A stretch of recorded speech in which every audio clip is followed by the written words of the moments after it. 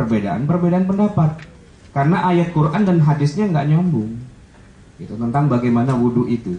Nah, perbedaannya sebenarnya bukan perbedaan yang langsung bertabrakan gitu. Tapi perbedaannya adalah dalam hal menafsirkan. Berarti kalau Quran menyebutkan hanya 4 anggota tubuh yang dibasuh, itulah yang rukun gitu.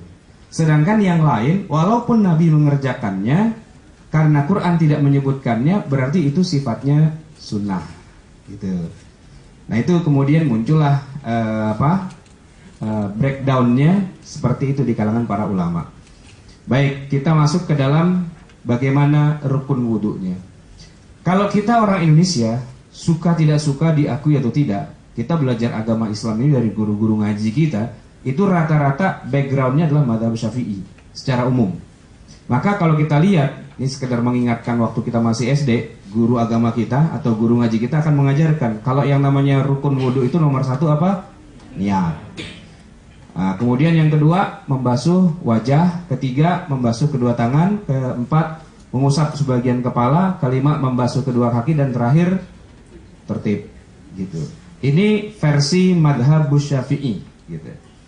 Nah, gimana? Apa kabar dengan mazhab-mazhab yang lain gitu ya? Nah, ini dia. Saya bikin daftarnya di sini.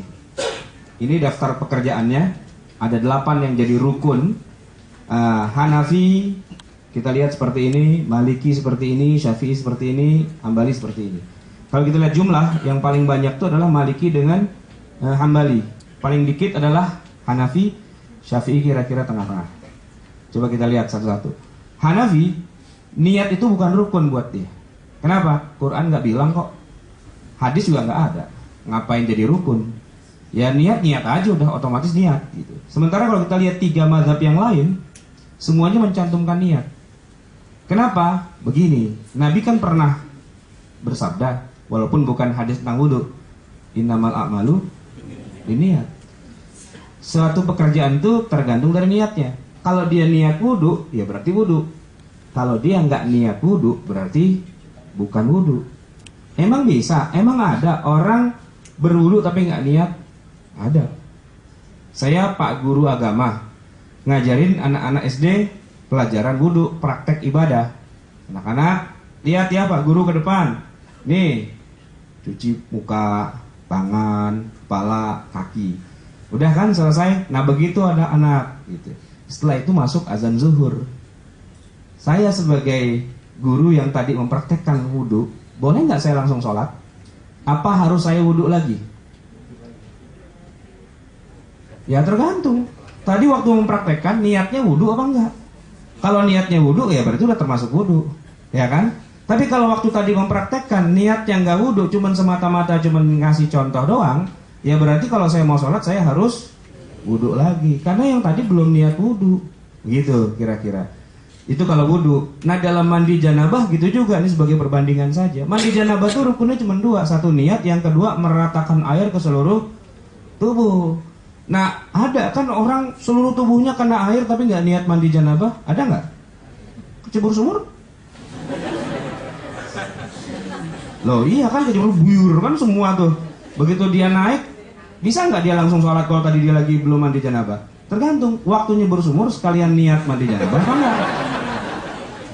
Ya mungkin daripada sayang-sayang gitu kan, cebur nih sekalian lah mandi janabah. Begitu dia keluar dari sumur langsung Allahu Akbar, bisa gitu. Atau kehujanan, basah semua dari ujung rambut sampai ujung kaki, belum mandi janabah, ya udah sekalian aja bismillah nawaitu al-ghusla li raf'il hadasil akbar lah kalau gitu. Apa? Habis hujan basah semua, diniatin aja sekalian mandi janabah, sah. Karena rukunnya cuma 2, niat, dan kedua seluruh tubuhnya itu basah dengan air. Gitu kira-kira. Nah kata Abu Hanifah, niat nggak penting, artinya tidak menentukan. Yang penting kalau dikerjain ya sudah, berarti itu dianggap wudhu. Tapi lihat, membasuh wajah, membasuh tangan, mengusap kepala, membasuh kaki, semuanya sepakat tuh. Karena ayat Qur'annya sudah begitu. Nah variasinya muncul ketika masalah tertib.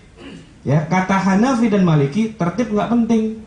Jadi boleh wudhu pertama kaki duluan, baru setelah itu mengusap kepala, kemudian basuh tangan, terakhir kumur gitu. Boleh katanya. Tertib nggak penting kata dia. Kok nggak penting? Karena Quran tidak menyebutkan begitu. Quran itu cuma menyebutkan dan.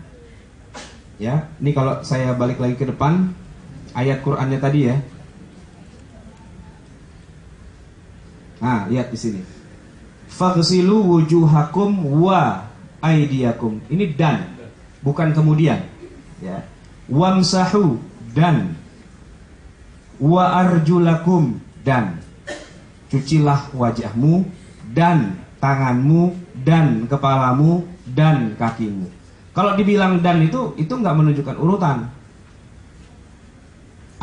Budi dan Amir pergi ke sekolah. Budi dan Amir pergi ke sekolah. Siapa duluan? Amir duluan apa Budi duluan? Nggak ketahuan, ya, nggak menyebutkan. Tapi kalau dibilang Budi pergi ke sekolah, kemudian Amir pun pergi ke sekolah. Nah, itu ketahuan Budi yang jalan duluan, setelah itu baru Amir. Kalau dibilang kemudian, ayat Qur'annya nggak bilang summa, tapi bilangnya wa dan.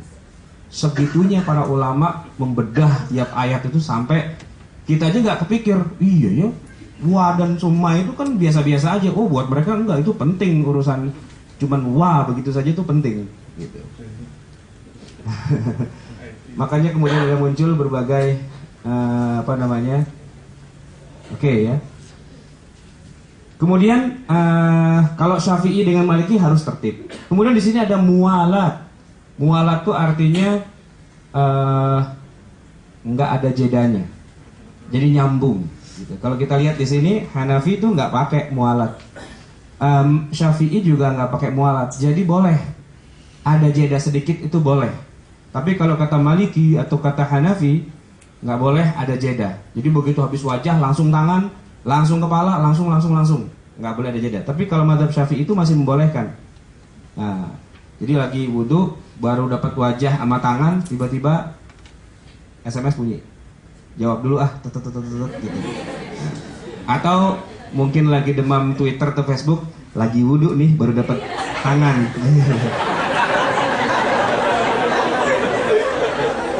Setelah itu terusin lagi bisa gitu.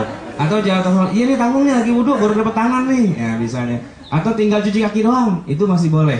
Kalau menurut ini ya Hanafi dengan Syafi'i. Tapi kalau menurut Hambali itu nggak boleh, harus nyambung, nggak boleh terputus dengan pekerjaan lain. Kalau kata Syafi'i boleh, asalkan tidak sampai kering yang tadi lagi dibasuh gitu. Nah yang terakhir ini hanya ada pada mazhab Maliki yaitu ad-dalku atau at-tadlik. Itu maksudnya adalah memasukkan air ke dalam pori-pori. Wah itu udah kebangetan lah. Tapi dasarnya juga kuat ketika mazhab Maliki mengatakan harus masuk pori-pori. Begini, ini kan semua perintahnya faghsilu. Apa artinya? Faghsilu. Ghasala yaghsilu itu artinya apa? Mencuci. Nah, baju kalau dicuci itu cuma ditaruh di bawah keran ngalir atau dikucak-kucak. Kan dikocak-kocak, itu namanya mencuci. Kalau ditaruh di bawah keran yang mengalir, itu namanya disiram. Nah, mencuci dengan menyiram itu dua hal yang berbeda, kata mazhab Maliki. Jadi tangannya mesti dikucak-kucak sampai masuk pori-porinya dengan air. Nah begitu, itu versi mazhab Maliki.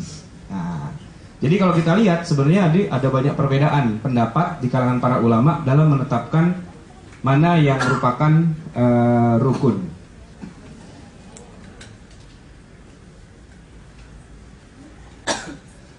Baik, sekarang apa saja ibadah yang mensyaratkan wudhu? Tentu tidak semua ibadah itu harus ada wudhunya.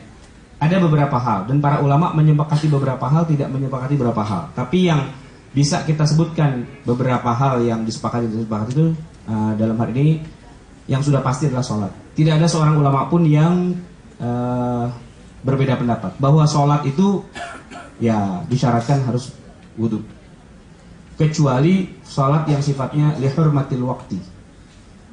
Jadi sebenarnya bukan sholat itu, sholat-sholatan. Yang penting kalau kita meninggal, ketika ditanya kenapa nggak sholat gitu ya, kita akan menjawab saya sudah melakukan gerakan sholat walaupun itu tidak sah dikatakan sebagai sholat. Yaitu orang yang dalam satu kondisi dia tidak menemukan dua media untuk bersuci. Air tidak ada, tanah pun tidak ada. Itu istilahnya faqudu at-tahurain. Nggak punya dua media untuk bersuci. Kalau kita nggak ada air kan kita tayamum dengan tanah. Masalahnya air tidak ada, tanah pun tidak ada. Berarti kan kalau kita sholat kita nggak sah. Karena syaratnya adalah sholat itu harus suci dari hadas. Misalnya, ini kasih contoh sederhana. Kita naik kendaraan umum, naik bus misalnya, antar kota Jakarta Surabaya misalnya, yang sampai Surabaya jam 7 pagi. Subuhnya itu mau wudhu nggak ada air, mau tayamum nggak ada tanah. Nah itu para ulama kemudian beda-beda pendapat itu. Salah satu di antara sekian banyak perbedaan pendapat, mereka mengatakan pura-puranya sholat, walaupun itu bukan sholat. Nah itu yang disebut dengan istilah sholat lihurmatil wakti. Sholatnya menghormati waktu. Kenapa menghormati waktu? Karena sebenarnya itu bukan sholat, tapi karena kita menghormati ini waktu subuh dan seharusnya saya sholat, tapi syarat yang harusnya ada itu tidak terpenuhi, tidak ada air, tidak ada tanah, tidak bisa berdiri, tidak bisa menghadap kiblat dan seterusnya, otomatis itu sholat-sholatan. Nah begitu. Begitu sudah sampai di tempat yang memungkinkan untuk sholat, barulah dia kemudian melakukan sholatnya. Kalau sudah lewat dari waktunya itu disebut dengan qadha, mengqadha sholat yang sudah terlewat. Tapi secara umum yang namanya sholat itu syaratnya harus berwudu. Kemudian yang ini dasarnya adalah Rasulullah bersabda, la salata liman la wudu'a lahu. Tidak ada sholat atau tidak sah sholat itu kecuali dengan berwudu. Yang kedua, menyentuh mushaf. Sebagian besar ulama, atau saya boleh sebut istilahnya jumhurul ulama, mengatakan bahwa mushaf tidak boleh disentuh bagi orang yang tidak berwudu. Tapi bahwa ada ulama yang mengatakan boleh, ya kita harus mengakui juga.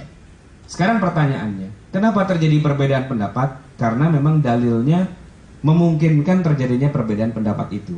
Apa dalilnya? Pertama, Allah Subhanahu wa taala berfirman di dalam surat Al-Waqiah ayat 79. La yamassuhu illal mutahharun.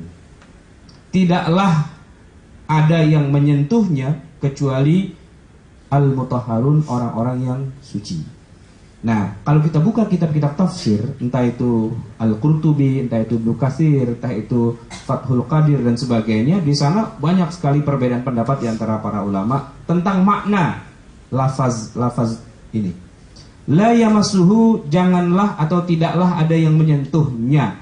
Nya itu kembali kemana? Para ulama sepakat kembali pada Quran. Oke, tapi Quran yang mana? Nah, umumnya para ulama mengatakan Quran yang dimaksud adalah mushaf, mushaful Quran. Maka makna dari ayat ini tidak boleh menyentuh mushaf kecuali orang yang sudah berwudu. Tapi memang ada tafsir yang lain lagi yang mengatakan mushaf bukan yang Quran yang dimaksud bukan mushaf, tapi Quran yang ada di Lauhil Mahfuz. Sehingga makna dari ayat ini adalah tidak ada yang menyentuh Quran yang ada di Lauhil Mahfuz itu kecuali para malaikat yang telah disucikan. Nah, itu ada dua versi. Sehingga kalau kita lihat para ulama berbeda pendapat, ya mau nggak mau karena ayatnya ini bisa ditafsirkan. Ada makna zahir dan ada makna kiasannya. Nah, kemudian mereka yang mengatakan bahwa menyentuh mushaf itu harus dengan wudu, mereka menggunakan dalil yang kedua, yaitu hadis Nabi yang